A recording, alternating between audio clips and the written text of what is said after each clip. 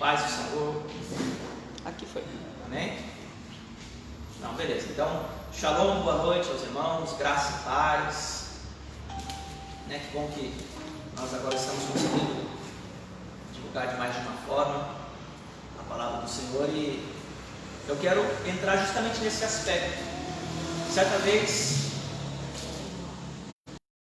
nesse sonho, eu ensinava para as pessoas. Eu sonhava que no sonho havia uma mesa e eu ensinava para as pessoas sobre finanças, e conforme eu falava sobre finanças, as pessoas pegavam fogo, elas sentiam muito fogo no sonho. E aí, desde esse dia, quando o Senhor me traz a palavra de finanças, uma coisa assim, sempre tem alguém que sente fogo, sempre tem. Aonde eu vou, eu tenho ouvido testemunho disso, e mais de uma vez, quando eu falo disso. Então, o que acontece? A questão é que Deus quer ensinar o seu povo a batalhar dentro do seu reino. Porque Deus, Ele é o Criador dos céus e da terra, e foi Ele que estabeleceu os princípios que regem o universo. As leis da física, da química, tudo foi Deus quem fez. Então, o que acontece? Satanás, quando caiu dos céus, o livro de Enoque fala que alguns anjos ensinaram segredos ocultos para os homens, e esses homens fizeram o que era mal perante o Senhor, porque foi ensinado a eles coisas que Deus não autorizou, coisas ocultas, coisas extremamente pesadas, e que esses homens, sob a instrução desses anjos caídos, eles tiveram muito conhecimento oculto que Deus não revelou. Então Deus acabou que uma das consequências dessa foi o dilúvio. Isso não está na Bíblia, isso está no livro de Enoque, um livro apócrifo, um livro separado da Escritura, mas que contém a palavra de Deus. Então, por que eu estou contando isso para vocês?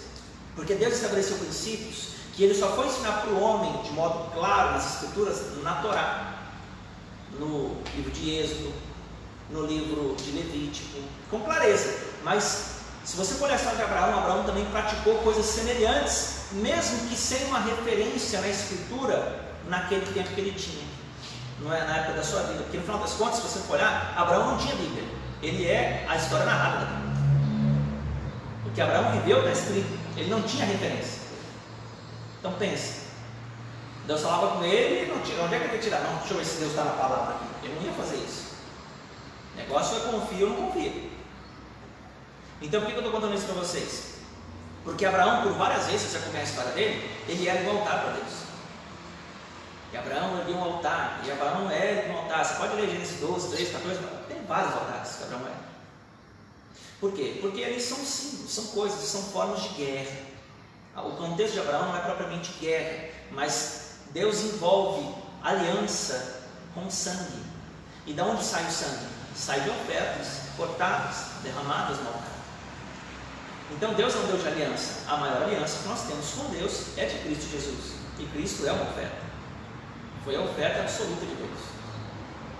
Então você pode ver que o meio de Deus redimir a terra foi com uma oferta.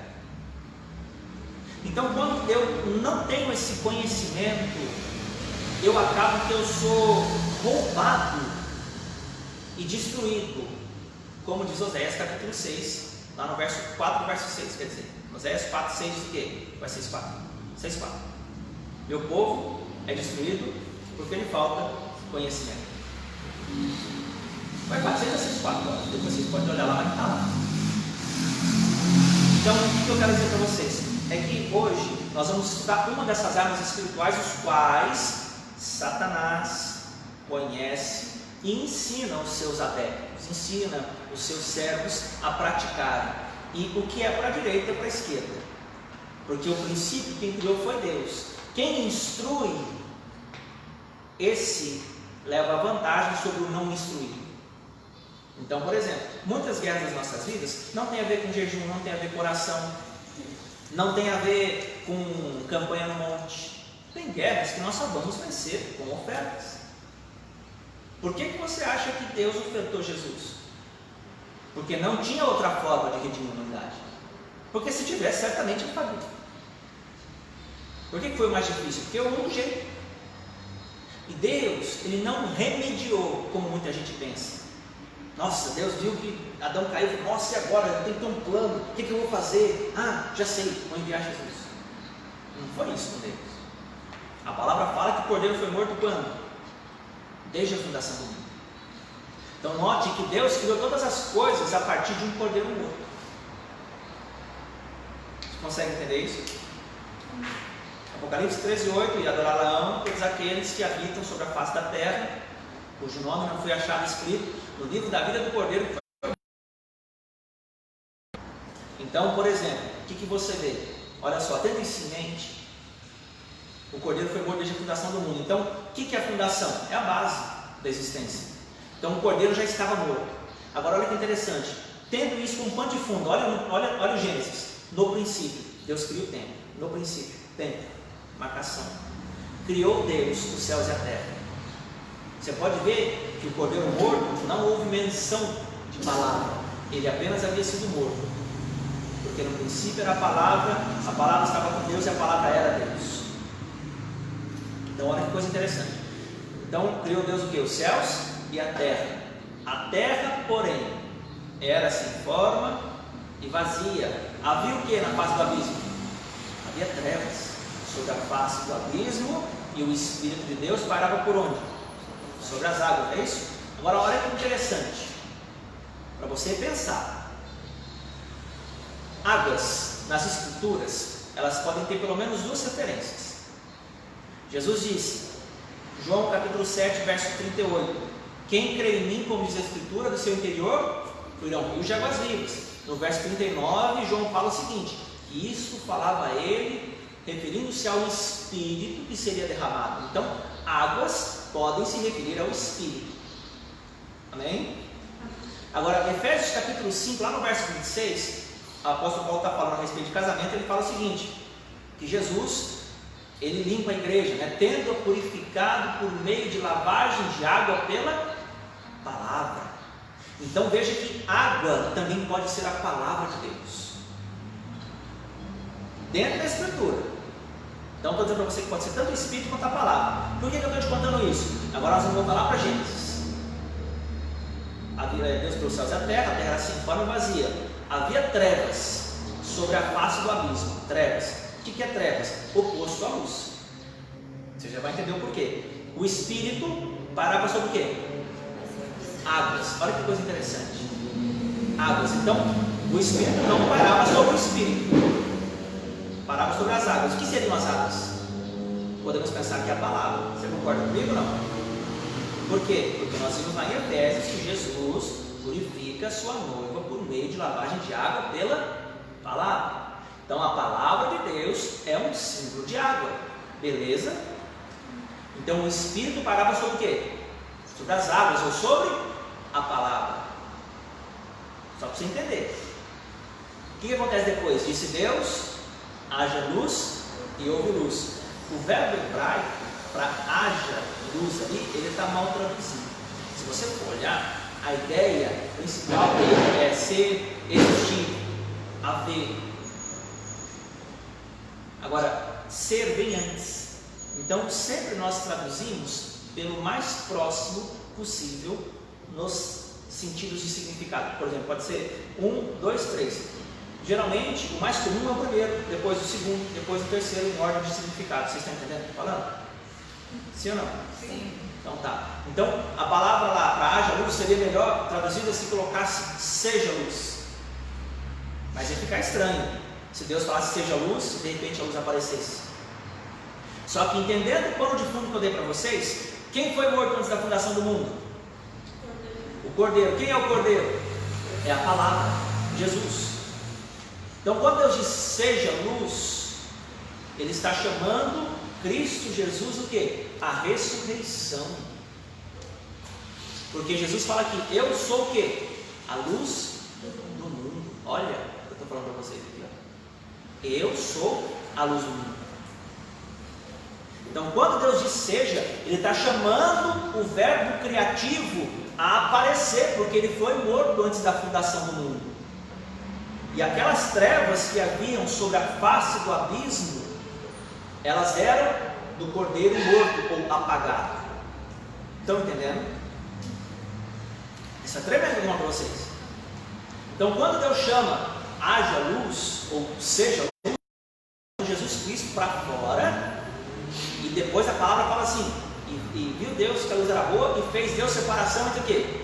Luz e trevas. O que faz separação entre luz e trevas? Noite e dia. A palavra de Deus, Jesus. Estão entendendo o que eu estou falando? Então, estou mostrando para vocês Jesus no Gênesis. Por que eu estou falando tudo isso? Porque Deus começou a criar por uma oferta. E Deus redimiu a criação pela mesma oferta. Então eu quero ensinar vocês que quando nós falamos de finanças, nós não falamos de abençoar o pastor. Nós falamos de entender de batalha espiritual e de reino de Deus. Então, para você entender, agora por esse pano de fundo, olha o que acontece. Gênesis, capítulo 28, que é o texto que nós vamos conversar hoje.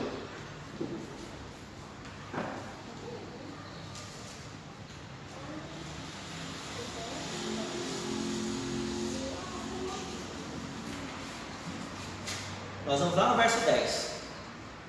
Vou falar um pouquinho da vida de Jacó, mas vamos pular algumas partes aqui, porque eu só quero dar para vocês alguns pontos. Gênesis capítulo 28, verso 10 fala assim: partiu Jacó de Berseba para Arã. Tendo chegado a certo lugar, ali passou a noite, pois já era sol posto. Tomou uma das pedras do lugar e fez-a seu travesseiro, e se deitou ali mesmo para dormir. E sonhou: eis posta na terra uma escada, cujo topo atingia o céu, e os anjos de Deus subiam e desciam. Perto dele estava o Senhor, e lhe disse: eu sou o Senhor, Deus de Abraão, teu pai, Deus de Isaque. A terra que agora as famílias da terra. Eis que eu estou contigo, e te guardarei por onde quer que fores, e te farei voltar a esta terra, porque não te desampararei, até cumprir aquilo que eu te hei referido. Despertado Jacó do seu sono, disse: na verdade o Senhor está neste lugar, e eu não sabia. E temendo, disse: quão temível é este lugar! É a casa de Deus, a porta dos céus. Irmão, isso aí é só por causa do nível da palavra. Essas coisas acontecem porque o que Deus quer ensinar para a gente é algo muito precioso. Muito precioso. Então, só aqui por enquanto, eu quero fazer um parênteses com vocês, lá no verso 12 desse texto aqui. 28, 12. E sonhou: eis posta na terra uma escada, cujo topo atingia o céu, e os anjos de Deus subiam e desciam. Então, olha que coisa interessante. Segura aí onde você está e vai lá para João, capítulo 1, verso 51. Aí a gente volta para cá, a gente vai ler um verso. Vamos ler o 50 também, ó. João 1, 50 e 51. Ao que Jesus respondeu: por que te disse que te vi debaixo da figueira? Crês? Pois maiores coisas do que essas verás. E acrescentou: em verdade te digo, e vereis os céus abertos e os anjos de Deus subindo e descendo sobre o Filho do Homem. Então olha que coisa interessante que Jacó encontrou lá. Vocês conseguiram entender a conexão ou não? Olha só, Gênesis 28, 12. E sonhou: eis que está posta na terra uma escada, cujo topo atingia o céu, e os anjos de Deus subiam e desciam por ela. Olha Jesus falando as palavras que Jacó teve em sonho. Eu estou mostrando para vocês que Jesus está conectado com tudo. Estão conseguindo ver isso? Então Jesus falou que sobre ele os anjos subiriam e desceriam.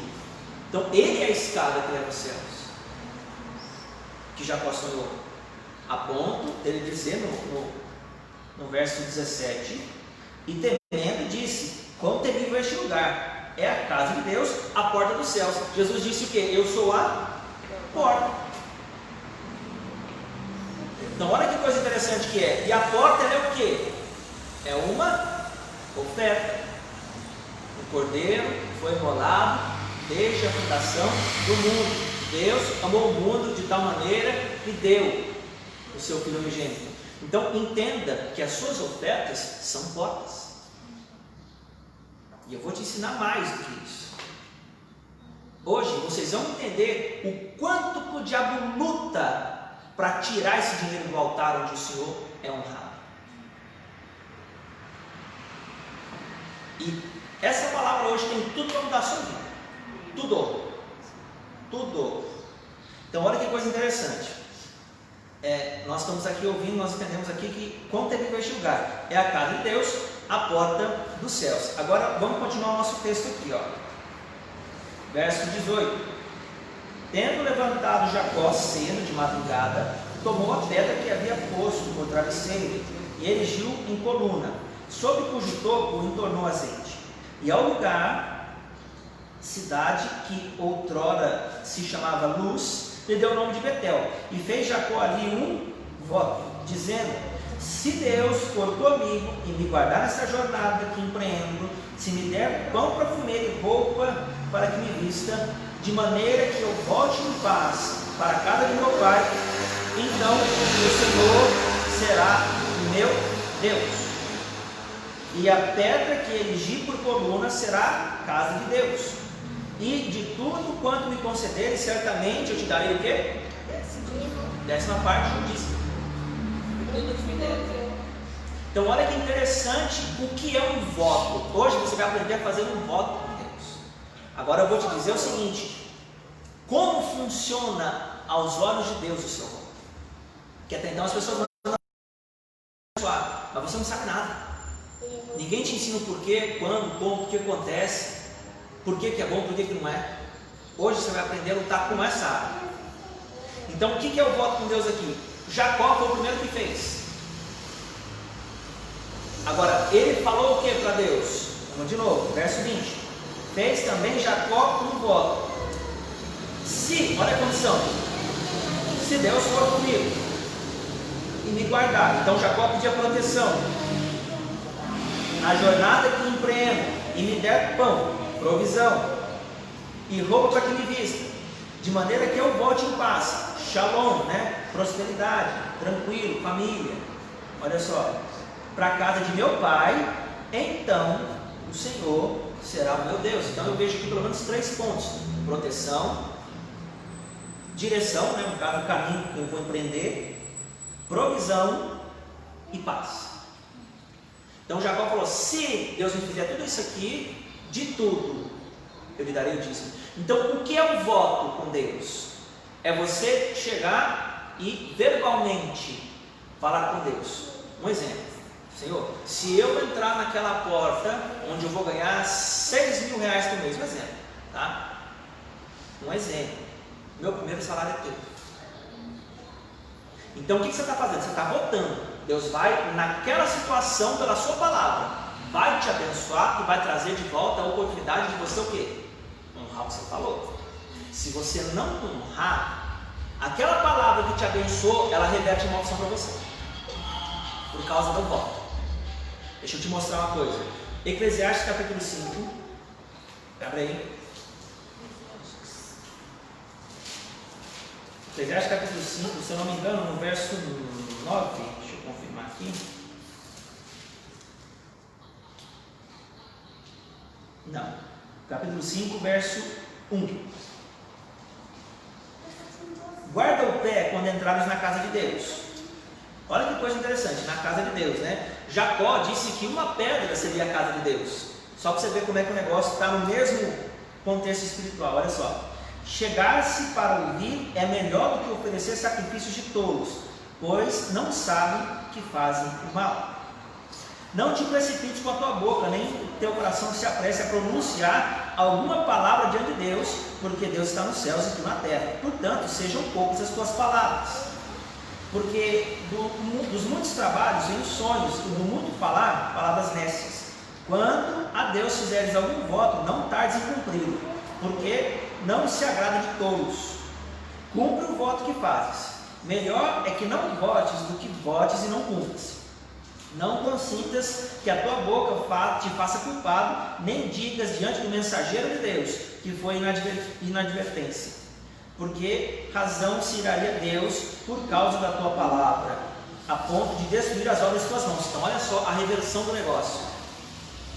Verso 7. Porque como multidão dos sonhos a vaidade, assim também nas muitas palavras, tu porém teme a Deus. Então Deus, Ele vai tratar comigo, com você, segundo as nossas palavras, porque o homem é julgado pelas suas palavras. Então o poder do voto é esse. Você precisa de algo difícil, você precisa de algo praticamente impossível. O que você vai fazer? Você vai usar a arma do voto. Estou ensinando vocês. Você vai, Deus, se eu conseguir isso aqui é teu. Você com Deus. Lembrando, não fale o que você não pode cumprir, mas também não fale o que para você cumprir é assim. O voto ele tem que ser equilibrado. Não é algo comum, é algo além, mas não. Você entende o que eu estou falando? Não é de tolo, é coisa sã. Então, um exemplo, tem gente, eu estou com uma causa na justiça. Quantos exemplos de isso? 500 mil. Se Deus me der, eu trago dízimo. O cara ganha, rapa fora, porque 50 mil. O que acontece? Deus vai lá visitar o rapaz lá. E a palavra fala que Deus vai em ira contra ele. Por quê? Porque desonra. Foi a unção do altar que recebeu o seu voto, que deu para ele o que ele não alcançava. E quando não volta em forma de honra, em forma de quê? De cumprimento do voto, o diabo ganha legalidade. E Deus vai lá e destrói a obra das mãos. Eu já vi gente ganhar e perder, várias vezes. Porque fala e não cumpre. Então a questão não é valores. A questão é o que você fala para você fazer. Então não fale o que você não vai fazer. Melhor que você nem vote, nem use essa arma. Mas é uma arma de guerra. Outro exemplo, você pode usar a força do voto. Você quer de repente que Deus visite um ente seu, um ente querido. Deus faz isso. Se o senhor fizer isso, eu faço tal coisa. Você com Deus, sempre você com Deus. E Deus vai ouvir o seu voto. Assim como foi com Jacó. Pastor, qual que é a base que você tem? A palavra. Está aqui na palavra, é disponível para nós. O diabo sabe disso.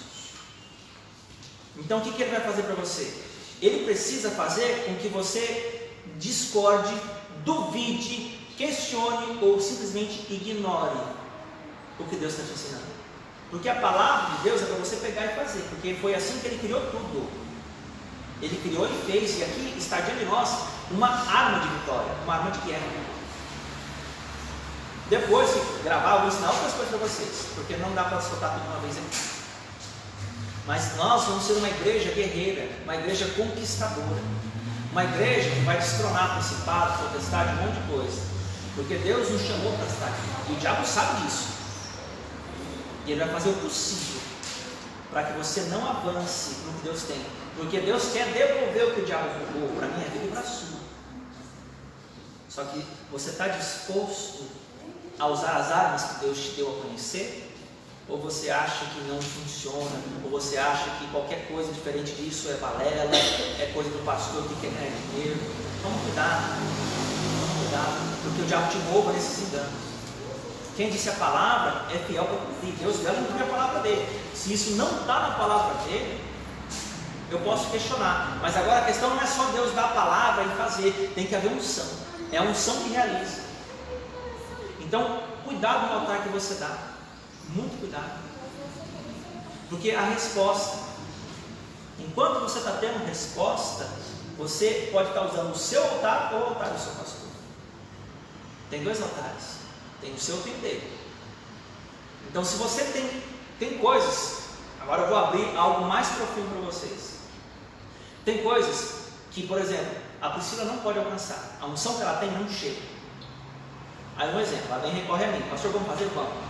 Vamos testar, Deus vai lá e fez. Alcançou, a minha unção dava. Mas tem coisa que a minha não dá.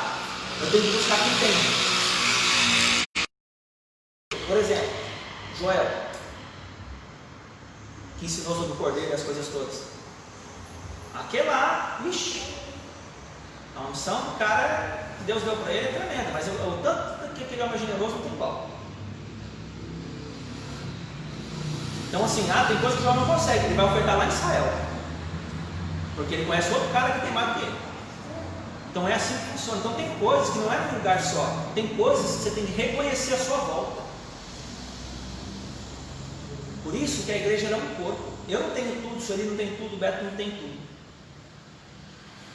Então a questão é que nós temos que reconhecer, e Deus não tem responsabilidade em reconhecer por mim, sou eu que reconheço. Como que eu reconheço, pastor, a unção? Você vai olhar como que a pessoa é diante de Deus, em termos de mandamentos, você vai olhar os frutos, e você olha o caráter. Você olha isso aqui. Tem gente que ainda que tem as suas deficiências. Nos últimos dias a palavra fala lá, em teu nome expulsamos demônios, não curamos enfermos, não ressuscitamos os mortos, etc. Tem gente que tem unção ainda e Deus pode te abençoar ali, mas ali é Deus quem vai julgar a pessoa, porque apartai-vos de mim, vós que praticais a iniquidade. Nós não somos juízes. Nós podemos avaliar os frutos, não as pessoas. Então assim, cuidado onde você semeia, cuidado aonde você frequenta. Tudo isso pode ser a favor ou contra você. Então volta para cá para a gente não perder o fim da meada. Então nós estamos aprendendo a chamar a arma do voto. Tem algo difícil, algo impossível, vote. Fazer um voto com Deus. E o voto você faz falando, não é pensando. Nem falar, vou fazer. Não, Deus, vou fazer assim, assim, assim. Descreve o voto, descreve o que e o propósito. Que nem Jacó fez. Se o Senhor me fizer isso, isso, de tudo lhe darei o dízimo. Quem teve que fazer primeiro foi Deus. Até tem orações que a gente tem que falar. Falar. Porque tudo que Deus faz falando. Ele deu a palavra. Agora você vai fazer. Só que Deus quer integridade. Falou, cumpra. Ou não fale. Só pensar nos outros. Não. Tem que falar. Se você pensou em fazer um voto com Deus e não falou, não vale o voto. Tem que falar, porque é verbal. Não, digo assim, quando a gente ora em pensamento, por exemplo. Não, Deus sabe ler, mas para realizar é falando. Deus pode atender o pensamento, mas a probabilidade de atender a palavra é maior. Amém? Então vamos continuar aqui. Olha só, agora avança para o capítulo 29. Não, agora pode voltar para Gênesis. Nós já lemos lá que os efeitos do voto são caros, que Deus se vira contra a pessoa que vota e não cumpre. É isso que eu queria mostrar para vocês. É uma árvore de dois rumos. Ela pode ser para o seu bem ou para a sua maldição. É você que decide. Então Gênesis 29 agora. Nós vamos passar pela trajetória de Jacó. Jacó vai se casar, né? E nós sabemos que Jacó passou a perna em Esaú. Passou a perna assim, né? Esaú que foi meio não segue e vendeu a progenitura por prato de lentilha. Mas ele enganou o pai, né? Colocou lá a coisa peluda lá na mão. O pai dele pensou que fosse Esaú e abençoou ele ali. Agora, o que você semeia, você colhe. Nós vamos ver aqui uma coisa interessante, olha só. Olha o versículo 9, nós vamos ver alguns versos só, 29 e 9. Falava-lhes ainda quando chegou Rebeca com as ovelhas de seu pai, porque era pastora. Perdão, eu falei errado, eu errei. Falava-lhes com as ovelhas de seu pai, pastora. Tendo visto Jacó a Raquel, filha de Labão, irmão de sua mãe, as ovelhas de Labão, chegou-se e removeu a pedra da boca do poço e deu de beber ao rebanho a Labão, irmão de sua mãe. E feito isso, Jacó beijou Raquel e, erguendo a voz, chorou. E contou a Jacó a Raquel que era parente de seu pai, pois era filho de Rebeca. Ela correu e comunicou ao pai. Beleza. Aí olha só, vai para o verso 31 aqui, ó. Vendo o Senhor, aqui no caso, nesse contexto já aconteceu que Jacó casou com Lia, porque Labão já passou a rasteira em Jacó. Então olha só, vendo o Senhor que Lia era desprezada pela fecunda, ao passo que Raquel era estéril. Eu não sei se você conhece essa história, mas Jacó, porque ele enganou, ele foi enganado. Então quem semeia pode. Então pegou um Labão, todo Jacó tem um Labão na vida dele, você pode ter certeza disso. O cara que é muito esperto vai pegar o mais esperto que ele vai passar a perna nele. Sempre assim funciona, é uma regra. Agora, Labão enganou Jacó, Jacó queria casar com Lia, com Raquel, ficou 7 anos trabalhando de graça. O tempo voou para ele. Foi lá, encheu a cara, casou com Lia. Aí mais 7 anos de trabalho para casar com Raquel. Foi casar com Raquel. Só depois do tempo. Só que agora o que acontece? Olha o capítulo 30, lá no versículo 27. Aí já tiveram muitos filhos, né? Detalhe, né? Nesse meio tempo, assim como foi com Abraão, foi com Jacó. Tanto Lia quanto Raquel, disputando entre si quem dava mais filhos, ofereceram suas servas para Jacó habitar com elas e dar filho para ela, né? Mas se você for olhar, Abraão fez isso. Sara foi e aconselhou. Aconselhou, não, pega minha serva, porque eu sou estéril. Aí Jacó foi lá e se relacionou. E a mesma coisa, Abraão foi e relacionou. A mesma coisa aconteceu com Jacó. O que eu quero dizer para vocês? Que existem hábitos que são hereditários, existem maldições que entram e acontece a mesma coisa. O comportamento do filho repete. Isaac não fez isso, mas Jacó fez. Então, depois você pode ler o contexto, você vai ver que realmente o negócio é esquisito. Existe sim coisas herdadas. Só estou usando esse gancho para você entender. Agora no verso 27 então, ó.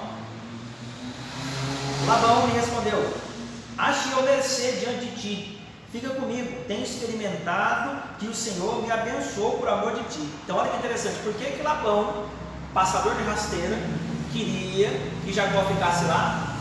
Porque Jacó abençoou a vida de Labão. E Jacó enriqueceu nesse contexto. Olha o verso 33 aí, ó. Assim responderá por mim a minha justiça no dia de amanhã, quando vieres ver o meu salário diante de ti. Aqui a questão é a seguinte: eles estavam tentando se desligar e Labão queria que Jacó escolhesse um salário. Só que Labão mudou 10 vezes o salário de Jacó. Jacó falou: não, quero ovelha salpicada. Ele falou: não, as brancas é minha. Aí depois começou a dar mais de uma. Não, eu quero outra. Não, agora eu quero outra. Começou a rodar porque Jacó estava se dando bem em qualquer tipo de escolha que Labão fazia. Então Labão foi muito injusto. Mas mesmo assim eram as colheitas de Jacó. Se você planta uma, você colhe muito mais do que você plantou. Então, só para você entender, vou fazer um parênteses aqui.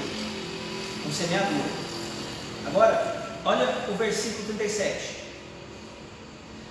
Tomou então Jacó varas verdes de álamo, de aveleira e de plátano, e removeu a casca em riscas abertas, deixando aparecer a brancura das varas, as quais assim escorchadas pôs ele em frente ao rebanho nos canais de água e nos bebedouros, onde os rebanhos vinham para se dessedentar-se. Conceberam quando vinham beber. E concebia o rebanho diante das varas, e as ovelhas davam pelas estradas salpicadas e malhadas. Então separou Jacó os cordeiros e virou o rebanho para o lado dos listrados e dos pretos nos rebanhos de Labão. E pôs seu rebanho à parte e não juntou com o rebanho de Labão. E todas as vezes que concebiam as ovelhas fortes, punha Jacó as varas à vista do rebanho nos canais de água, para que concebessem diante das varas. Porém, quando o rebanho era fraco, não as punha, assim as fracas eram de Labão, e as fortes de Jacó. E o homem se tornou mais rico e teve muitos rebanhos, servos e camelos e jumentos. Então olha que coisa interessante. Por que eu estou lendo esses trechos aqui, pastor? O que tem a ver com oferta? Tem a ver com voto. Tem a ver com voto. Jacó pediu o que? Lembra? Direção, provisão, proteção e paz. Não foi? Então aqui nós já vemos que Deus proveu para Jacó. E você vê que faz pelo menos 14 anos, porque foi 7 para trabalhar por Lia e 7 para trabalhar com Raquel. Então, 14 anos depois do voto. Pra você entender que nem sempre você fez aqui hoje, amanhã tem. Só para você entender que uma vez votado, Deus está de olho e vai fazer cumprir. Pode ser hoje, pode ser daqui a um tempo, mas Deus cumpre. Estão entendendo? É isso que eu quero que vocês entendam. Estou mostrando para vocês aqui que Jacó teve a resposta. Então, o que mais? Olha só agora, o versículo, capítulo 31, verso 1. Então, ouvia Jacó os comentários dos filhos de Labão que diziam: Jacó se apossou de tudo que era de nosso pai, e do que era de nosso pai, juntou ele toda esta riqueza. Jacó, por sua vez, reparou que o rosto de Labão não lhe era favorável como anteriormente. E disse o Senhor a Jacó: torna a terra de teus pais e a tua parentela, e eu serei contigo. Quem que Jacó votou? Lembra? Se o Senhor for comigo, lembra? Me proteger, me prover e me dê a paz. Olha o voto cumprindo aqui, ó. Olha que interessante. Verso 4. Então Jacó mandou vir Raquel e Lia ao campo, para junto do seu rebanho, e lhes disse: vejo que o rosto de vosso pai não me é favorável como anteriormente, porém Deus de meu pai tem estado comigo. Vós mesmos sabeis que com todo empenho tenho servido o vosso pai, mas vosso pai me tem enganado e por 10 vezes mudou o meu salário. Porém Deus não lhe permitiu que me fizesse mal nenhum. Se ele dizia: os salpicados serão o teu salário, então todos os rebanhos davam salpicados. E se dizia: os listrados serão o teu salário, então os rebanhos todos davam listrados. Assim Deus tomou o gado de vosso pai e mudou a mim. Pois chegado o tempo em que o rebanho concebia, levantei os olhos e vi em sonhos. Olha só como é que Deus deu a resposta para Jacó. Em sonhos, e os machos que cobriam as ovelhas eram listados, salpicados e malhados. E o anjo de Deus me disse em sonho: Jacó. Eu respondi: eis-me aqui. Ele continuou: levanta agora os olhos e vê que todos os machos que cobrem o rebanho são listados, salpicados e malhados, porque vejo tudo o que Labão está te fazendo. Então para aqui um pouquinho. Deus vai dar a estratégia para você obter o voto que você pediu. Você fala: Deus, eu quero te dar 10 mil, você não tem nem 500 conto. Deus vai te dar a estratégia para você levantar esses 10 mil. Você entende? Foi o que fez com Jacó. O cara enganando, passando a perna, destruindo a vida do cara, fez um monte de coisa errada. Jacó fez. E Deus ainda assim foi com o quê? Com o voto de Jacó. Então às vezes você fala: eu não vou fazer isso porque eu não tenho como. Deus é quem vai prover a condição, porque Jacó saiu ensinado. Continua comigo aqui. Olha só, verso 13. Eu sou Deus de Betel, onde ungiste uma coluna e onde me fizeste o quê? Um voto. Levanta-te agora, sai desta terra e volta para a terra da tua parentela. Então Deus está lembrando que se lembrava desse voto.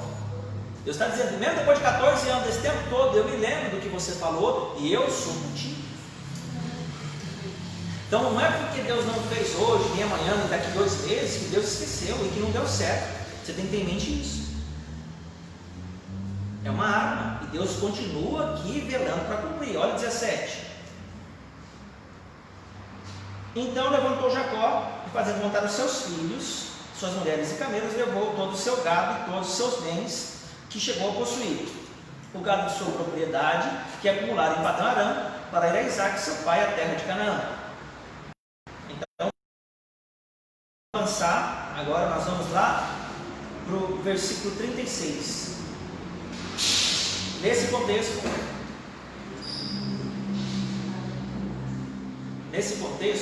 Jacó já estava sendo perseguido por Labão, porque Labão viu que Jacó saiu escondido. Labão viu que Jacó saiu escondido, e porque saiu escondido, saiu atrás dele, disparado, para poder reaver o que havia saído das suas mãos. Labão queria recuperar as filhas, queria recuperar várias coisas. Entra aí. Olá, olha aí. É a Dani. Bom, Dani. Ela que ligou. Ah, entendi. Cheguei. Sentar. Chegou no dia da resposta. Então, coisa interessante. O que acontece? O Senhor, Labão estava visitando Jacó. No caso, saiu percorrendo, perseguindo Jacó. Por que perseguiu Jacó? Porque ele queria tomar de volta todas as ovelhas, camelos, bois e etc. que Jacó conquistou. Então ele foi atrás para recuperar. Então olha aí, ó, o verso 35, perdão. Não, volta um pouquinho, vai para 33, deixa eu te mostrar aqui, ó. 33. Labão, pois, entrou na tenda de Jacó e de Lia e das suas 2 servas e não achou. Está procurando o ídolo que Raquel roubou. Tendo saído da tenda de Lia, entrou de Raquel. Ora, Raquel havia tomado os ídolos do lar e os pusera na sela de um camelo. onde estava sentada sobre eles. E apalpou Labão toda a tenda e não os achou. Então disse ela a seu pai: não te agastes, meu senhor, por não poder eu levantar-me na tua presença, pois me acho com as regras das mulheres. Então ele procurou, contudo não achou os ídolos do lar. 36. Então se irou Jacó e altercou com Labão e disse: qual é a minha transgressão? Qual é o meu pecado? Que te fiz? Que tão furiosamente me tens perseguido? Havendo eu apalpado todos os meus utensílios que achaste, de todos os utensílios de minha casa, de tua casa, põe-nos aqui diante de meus irmãos e de teus irmãos, para que julguem entre mim e ti. 20 anos, olha o tempo, 20 anos eu estive contigo com as tuas ovelhas e cabras, nunca se perderam, e não comi os teus carneiros do teu rebanho, nem te apresentei o que era despedaçado pelas feras, sofri o dano, da minha mão não requeririas, tanto o furtado de dia como o de noite, de maneira que eu andava de dia consumido pelo calor, de noite pela geada, e o meu sono me fugia aos olhos. 20 anos permaneci em tua casa, 14 anos te servi por tuas 2 filhas, e 6 por teu rebanho. 10 vezes me mudaste o salário. Se não fora Deus de meu pai, o Deus de Abraão e o temor de Isaque, por certo me despedirias agora de mãos vazias. Deus me atendeu o sofrimento e o trabalho de minhas mãos, e te repreendeu ontem à noite. Labão teve um sonho, ele ia acabar com a vida de Jacó, com os filhos. E Labão teve um sonho. Se você for olhar o texto da escritura, você vai ver que Labão sonhou e Deus disse para ele: não fale com Jacó nem bem nem mal. Deus apareceu um sonho para Labão, porque Labão ia fazer arte, aí ele conta no texto. É que eu estou adiantando lá para a gente ver o que interessa. Então, o que a gente começa a ver aqui? Onde eu parei? 42. Né? Então, olha só, lá no finalzinho: Deus me atendeu ao sofrimento e ao trabalho das minhas mãos, e te repreendeu ontem à noite. Então respondeu Labão a Jacó: as filhas são minhas filhas, e os filhos são meus filhos, os rebanhos são meus rebanhos, e tudo que vês é meu. Que posso fazer hoje a estas minhas filhas, ou aos filhos que elas deram à luz? Vem, pois, façamos aliança, eu e tu, que sirva de testemunho entre mim e ti. Então Jacó tomou uma pedra e erigiu por coluna, e disse a seus irmãos: ajuntai pedras. E tomaram pedras e fizeram um montão ao lado do qual comeram. Chamou-lhe Labão Gegad Saduta. Jacó, porém, lhe chamou Galeed. E disse Labão: seja hoje este montão por testemunha entre mim e ti. Por isso lhe chamou Galeed.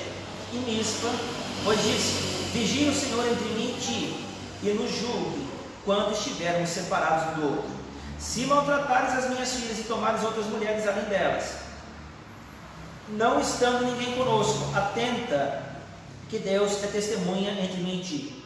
Disse mais Labão a Jacó: eis aqui este montão e esta coluna que levantei entre mim e ti. Seja o montão testemunha, e seja a coluna testemunha, de que para mal não passarei o montão para lá, e tu não passarás o montão e a coluna para cá. O Deus de Abraão e o Deus de Naor, o Deus do pai deles, julgue entre nós. E jurou Jacó pelo temor de Isaque seu pai. E ofereceu Jacó um sacrifício na montanha, e convidou seus irmãos para comerem, e comeram pão e passaram a noite na montanha. Tendo-se levantado Labão pela madrugada, beijou seus filhos e filhas e os abençoou, e partindo voltou para sua casa. E também Jacó seguiu seu caminho, e os anjos de Deus lhe saíram a encontrá-lo. E quando os viu, disse: este é o acampamento de Deus, que chamou aquele lugar de Manaim. Pode parar aqui. Então, o que eu quero dizer para vocês? Que Deus esteve com Jacó em todo o tempo em que Labão estava enganando ele. Então não é porque você está passando prova, que a coisa está difícil, que você está com dificuldade, que Deus não está amparando você. E qual é o nosso assunto hoje? Nosso assunto hoje é prova. Deus, porque Jacó votou e disse, vamos repetir o voto de Jacó aqui, ó, capítulo 28, verso 20. Fez também Jacó um voto dizendo: se Deus for comigo, Deus foi com Jacó, não foi? Nós vimos na escritura. E me guardar nessa jornada, Deus guardou ou não guardou? Livrou Jacó de ser atacado por Labão. E me der pão para comer. Não só deu pão, como providenciou para ele a riqueza, de maneira que eu volte em paz para a casa de meu pai. Então o Senhor será o meu Deus, e a pedra que erigi por coluna será a casa de Deus, e de tudo quanto me concederes, certamente te darei dízimo. Agora é interessante que o último verso do capítulo 32, perdão, do capítulo 31, que nós estávamos vendo, volta aí para o 31. 31 de pedras, foi ou não foi? Jacó havia feito uma coluna de pedras. Gente, presta atenção aqui. Jacó tinha feito uma coluna de pedras. E quando ele ergueu essa coluna, o que acontece? O que eu quero mostrar para vocês? Jesus, ele é o que? A pedra angular. Nós vimos que Jesus é a escada onde os anjos sobem e descem. Não vimos isso? E ele é a pedra angular. Agora é interessante que Jacó, quando ele fez o voto, ele colocou uma pedra. Quando ele terminou o tempo de cumprimento do voto, ele fez outra pedra. É como se fosse o alfa e o ômega. É como se ele selasse o tempo completo dele. E ele agora voltava para casa do jeito que Deus prometeu para ele que seria. Um detalhe, ó, no capítulo 28, lá no versículo, quer ver? Deixa eu mostrar uma coisa para vocês aqui. No capítulo 28, deixa eu achar o texto aqui.